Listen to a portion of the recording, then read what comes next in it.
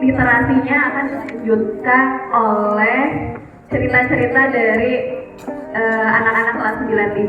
Ada Melkis, ada Regina, Arga Pato, dan Hisham. Dipersilakan ke depan.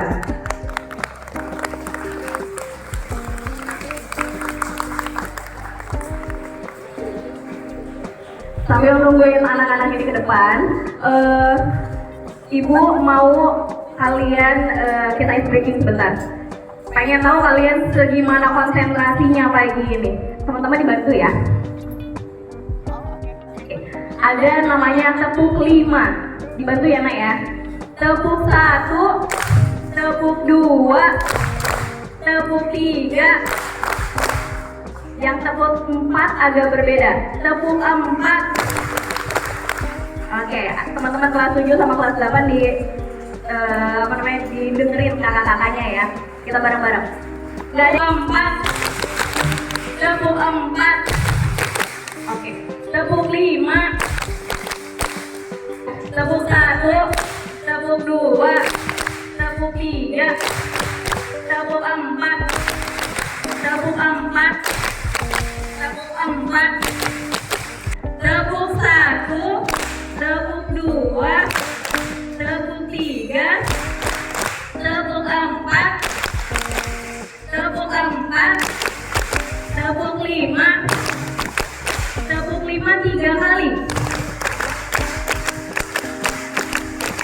Oke, tepuk tangan untuk kita semua.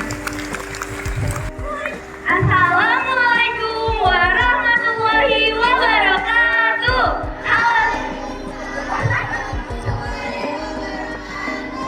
Halo semuanya, perkenalkan nama saya Regina Meiko Putri Anjani dan di samping kiri saya Arga Pato Juliano.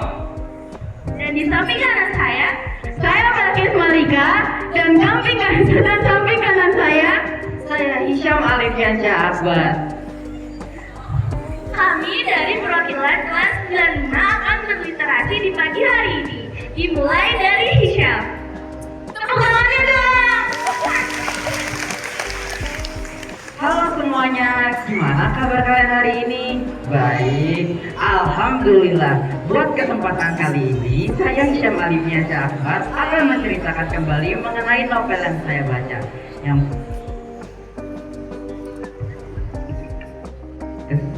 yang berjudul Aku Buta Tapi Aku Melihat. Hah? Gimana tuh konsepnya? Untuk mengetahui lebih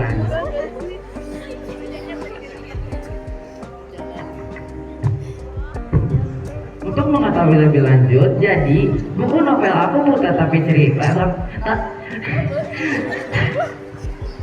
Melihat ini itu salah satu diambil dari kisah nyata penyandang retinitis pigmentosa, suatu penyakit kelainan mata. Salah satu gadis hebat yang bernama Rahel Stefani Halim telah mengalami penyakit ini. Yuk kita dengar ceritanya. Let's go. Di sebuah rumah sakit, aku masih menjadi bayi yang mengemaskan. Yang sudah menunjukkan pukul 12 malam ketika aku tiba-tiba menangis keras. Kedua mataku tiba-tiba terbuka lebar dengan mata mendelik ke atas. Melihat hal itu, Mami langsung sontak kaget dan pergi keluar kamar. Dokter, suster, serunya. Dokter dan suster akhirnya pun datang ke kamarku dan memeriksa keadaanku. Namun, apa yang Mami dapat adalah aku mengalami kelainan mata. 2 hari setelahnya, aku dan Mami diizinkan pulang dari rumah sakit. Tahun demi tahun pun berlalu. Aku sudah mau memasuki masa sekolah dasar, tapi dikarenakan mataku semakin buram, dokter menyarankan aku untuk sekolah di SLBA, sekolah luar biasa untuk penyandang tunanetra. Tapi sepertinya Abi tidak setuju dengan keputusan itu, dan justru malah menyekolahkan aku di sekolah dasar biasa. Sampailah di masa aku masuk sekolah dasar. Ya, meski begitu, aku walaupun sudah duduk di bangku paling depan, aku masih tidak bisa melihat papan yang ada di depan. Akhirnya, aku meminta teman sebangkuku untuk membaca apa yang ada di depan. Setelah kelulusanku, aku akhirnya masuk ke sekolah menengah pertama atau yang bisa kita sebut yaitu SMP. Disinilah aku menemukan cinta pertamaku yang bernama Andi. Dia orangnya sih baik, tapi dikarenakan aku buta, aku tidak direstui hubungannya oleh ayah Andi.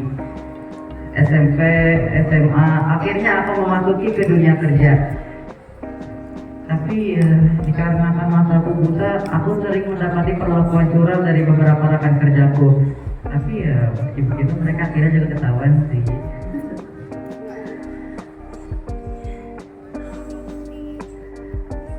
Bertahun-tahun akhirnya pun berlalu. Aku dilamar oleh salah satu pria bernama Wirya. Orangnya baik, tulus, dan yang pasti tidak mempermasalahkan mata aku yang buta. Dan pada akhir Agustus 2008, aku dan Wirya resmi menikah. Oke, bagaimana dengan cerita Rahel Stephanie Halim? Apakah berkesan? Apa pelajaran yang kita bisa ambil dari buku novel Aku Buta Tapi Melihat? Yaitu, jangan jadikan sebuah kekurangan menjadi kelemahan kita untuk maju ke depannya.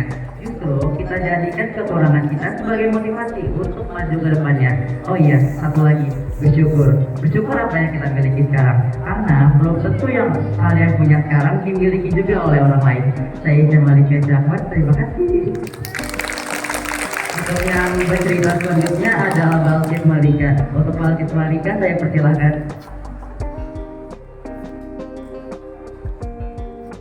Halo semua. Halo semuanya.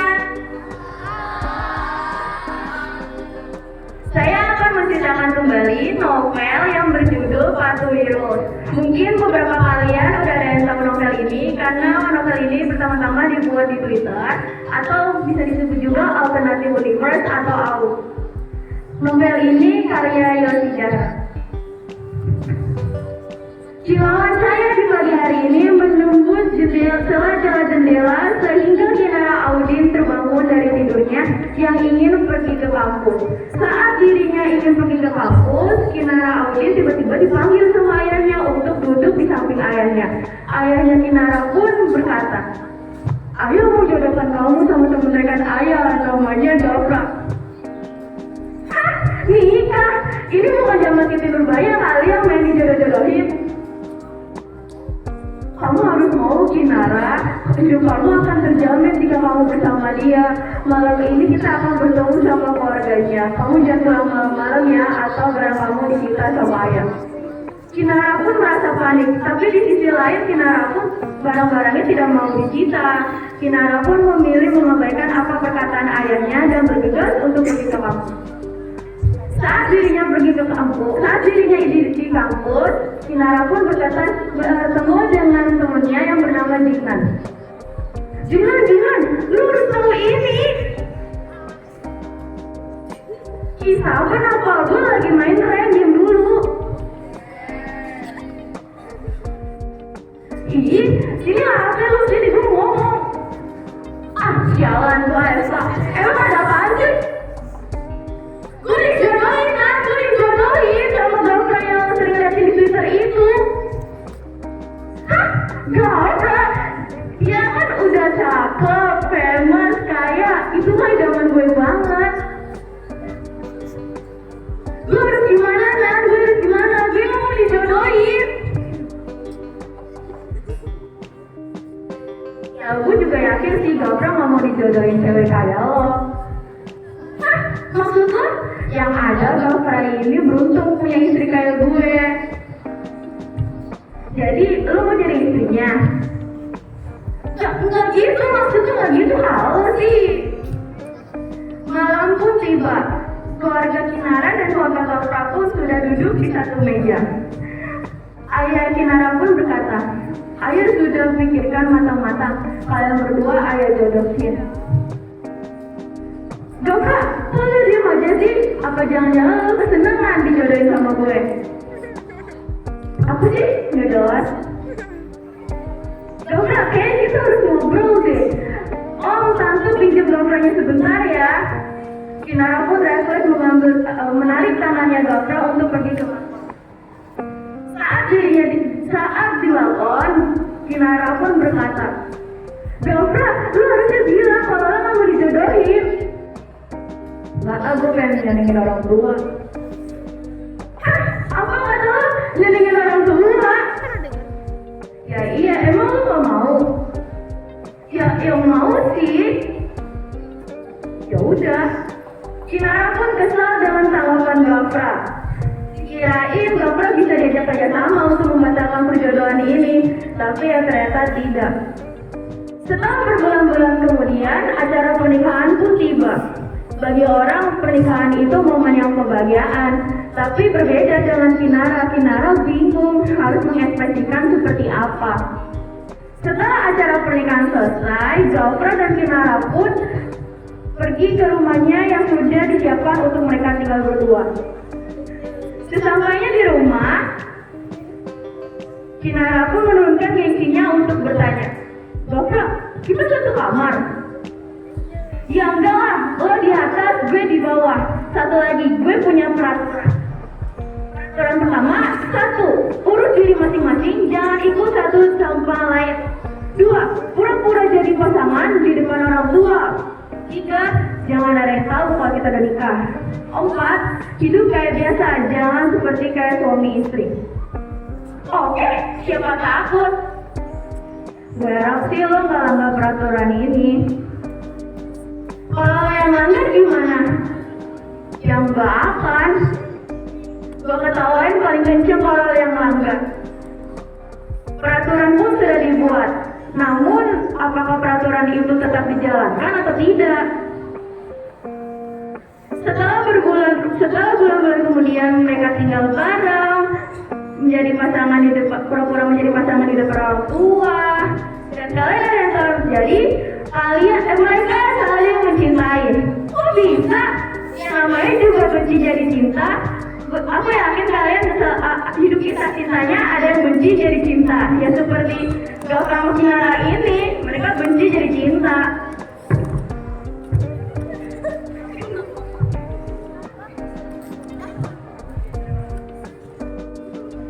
Plot twistnya ternyata Gafra sama Kinara ini sudah kenal dari kecil, tapi Kinara ini lupa sama Gafra.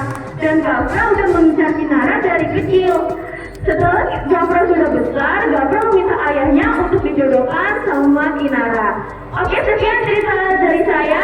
Apabila ada kesalahan kata, mohon dimaafkan. Terima kasih.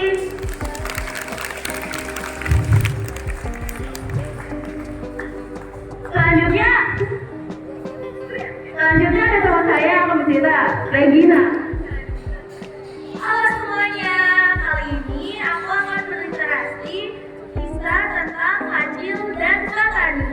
Dahulu kala ada seekor kancil yang sangat cerdik dan suka mencuri makanan dari para petani.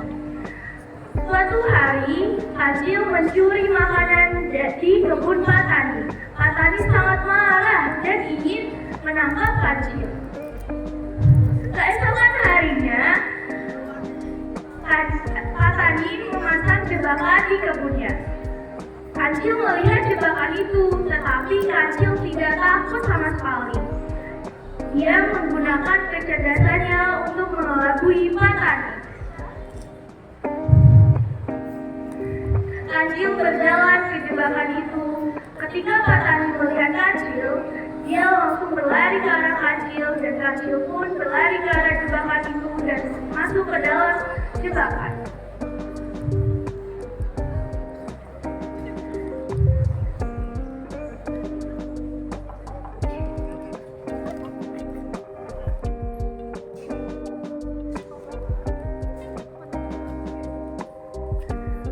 Kancil pun sangat ketakutan, dia tidak ingin mati.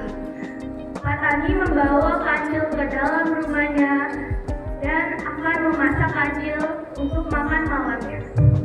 Kancil pun berkata kepada petani, "Petani, tolong jangan bunuh aku. Aku akan membantumu untuk bekerja di kebunmu." Petani pun berpikir sejenak. Akhirnya petani setuju untuk tidak membunuh kancil dan membiarkan kancil untuk bekerja di kebunnya.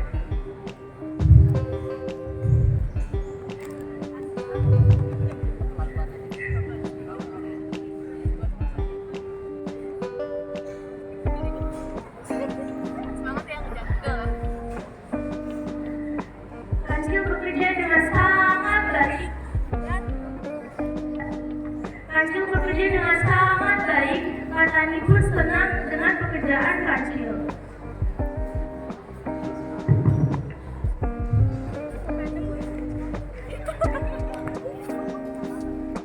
Dia tidak membunuh Kancil dan membiarkan Kancil bekerja di kebunnya dan hidup bahagia di kebunnya. Ya, terima kasih. Beri tepuk tangan yang meriah untuk Regina.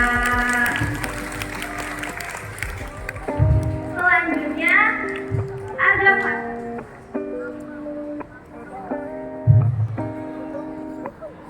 Hello guys, how are you today now?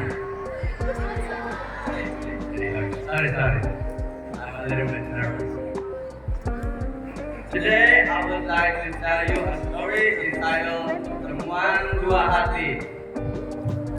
And you guys see the cover clearly? Yeah. This book tells about a teacher who has taught in an elementary school in Purwodadi more than 10 years. Wow! Imagine 10 years it has taught.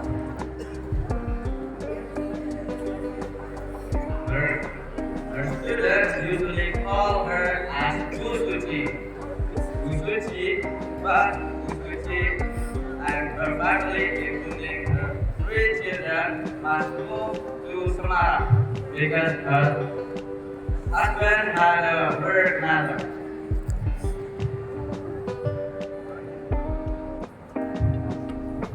This is Bu Suci's first day teaching at an elementary school in Semarang. Her principal introduced her in front of the class. Bu Suci wants to know more about them.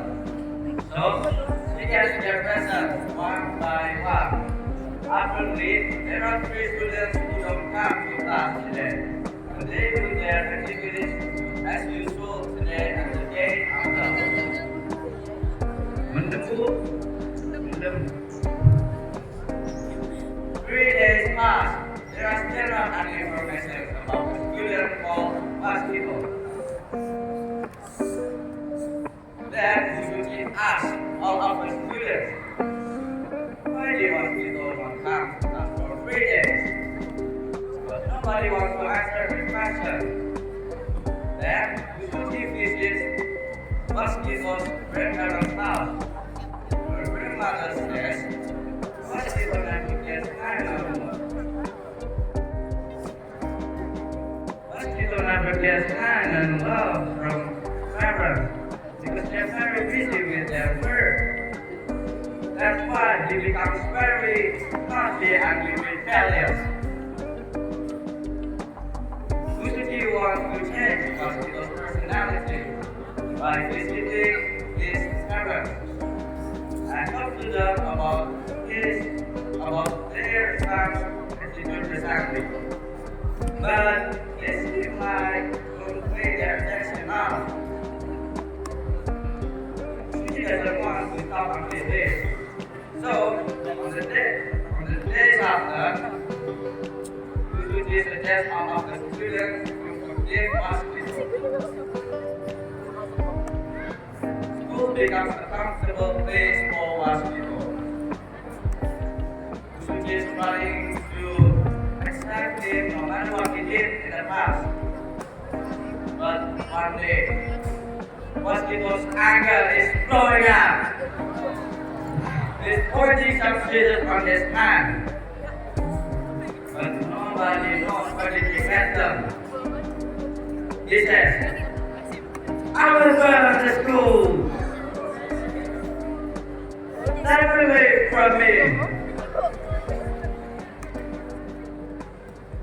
Because of that, the principal loses his trust to Mosquito.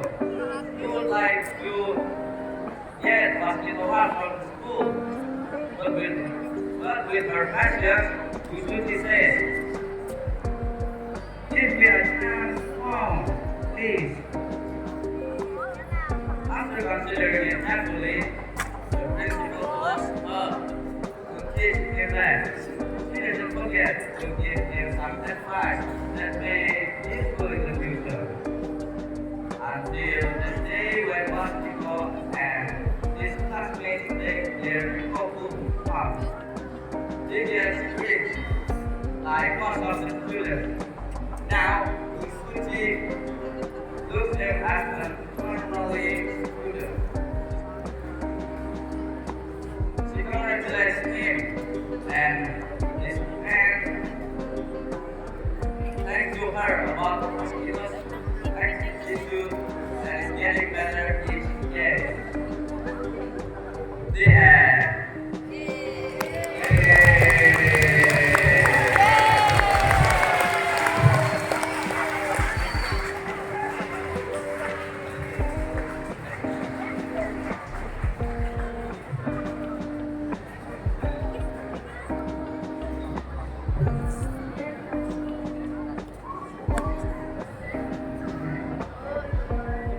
Sekian literasi dari kelas 95. Kurang lebihnya mohon maaf. Kami pamit undur diri.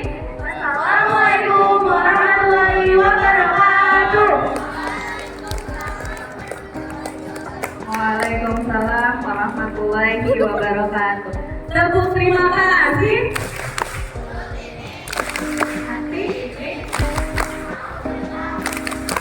Terima kasih banyak untuk teman-teman kelas 95. Terima kasih banyak untuk perhatiannya kalian semua hari ini. Sekali lagi, tepuk 1, tepuk 2, Tepuk 3. tepuk 4, tepuk 5 dua kali. Oke, tepuk tangan untuk kita semua. Terima kasih banyak dari kelas 95. Assalamualaikum warahmatullahi wabarakatuh.